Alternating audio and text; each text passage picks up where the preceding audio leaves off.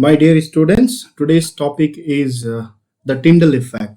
So Tyndall effect में के हुन्छ भन्ने कुरा हामी पढ्न गइरहेका छौं. So Tyndall effect भनेको यो के हो भन्दाखेरि it is an optical phenomena. बुझ्नु हुँदैछ? यो कस्तो खालको phenomena हो यो?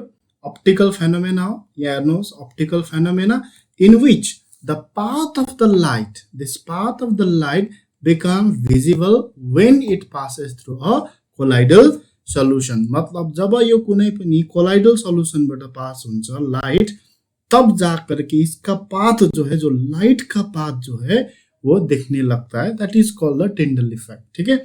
इसके अलावा बहुत सारी चीजें हैं जैसे कि what do you mean by colloidal solution, what do you mean by colloidal particles, etc, which let us see in the some time. So first of all हामी के हेरौं भन्दाखेरि एउटा एक्जाम्पल, एउटा एक्सपेरिमेन्ट को एक्जाम्पल छ यहाँनिर. Okay, so this is an experiment. Okay, so यहाँ यो एक्सपेरिमेन्टमा के चल्दैछ त भन्दाखेरि यो के छ हाम्रोमा 3 solutions. There are 3 solution. Okay, so 3 solutions are there. So solution number 1, okay, and solution number 2 and solution number 3. अब यहाँनिर मज्जाले हामीले हेर्यो भने what do we find is यो solution number 1 के छ भन्दाखेरि this is made with water. Okay, nothing is there except water.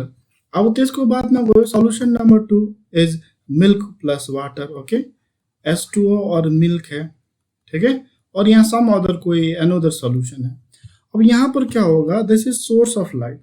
Okay, this is source of light है. यहाँ देखि light pass भयो here, लेकिन inside this there is no path of the light is seen. यहाँ पर कुनै पनि light को path देखा परेको छैन.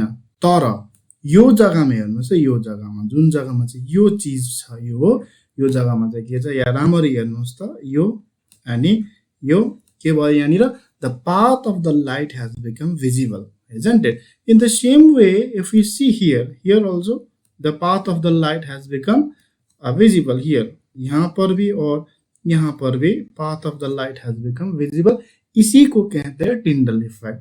It is an optical phenomenon in which the path of the light becomes visible when it passes through a colloidal solution like milk water. Milk water, you can do it at your home also, this experiment. ठीक है. Milk water ल्याऊ अनि त्यसमा light pass गर, path of the light become visible. अब other example, जस्तै other example हेर्यो भने कहाँनिर चाहिँ यो हुन सक्छ भन्दाखेरि look at here. So यो पनि के हो, this is the canopy of dense forest. Okay, canopy of dense forest. यहाँ पर देखने से dense forest पर भी क्या होगा, the light here, so many lights are there. ये light पर देखो, this all of this are the path of the light which has become visible. ठीक है ना. ये भी क्या Tyndall effect है. यहाँ पर देखो ये क्या है, this is also milk water. Okay, ये भी है मिल्क वाटर है. तो ये मिल्क वाटर पर क्या किया, यहाँ से लाइट सोर्स दे दिया, दिस इज लाइट सोर्स. इस जगह से लाइट देने के बाद हमको क्या मिला, हियर इज लाइट सोर्स. यहाँ लाइट सोर्स से लाइट आने के बाद यहाँ पर देखो this is the path of the light. ये सब क्या है, पाथ ऑफ द लाइट है which has become the visible. यहाँ पर भी घर पर देखो, यहाँ पर क्या है, खिड़की है. यो खिड़कीबाट लाइट आयो, धुआं छ यहाँ भित्र, अनि यो देख्नुस्, यो the path of the light has become visible. All these are the examples of the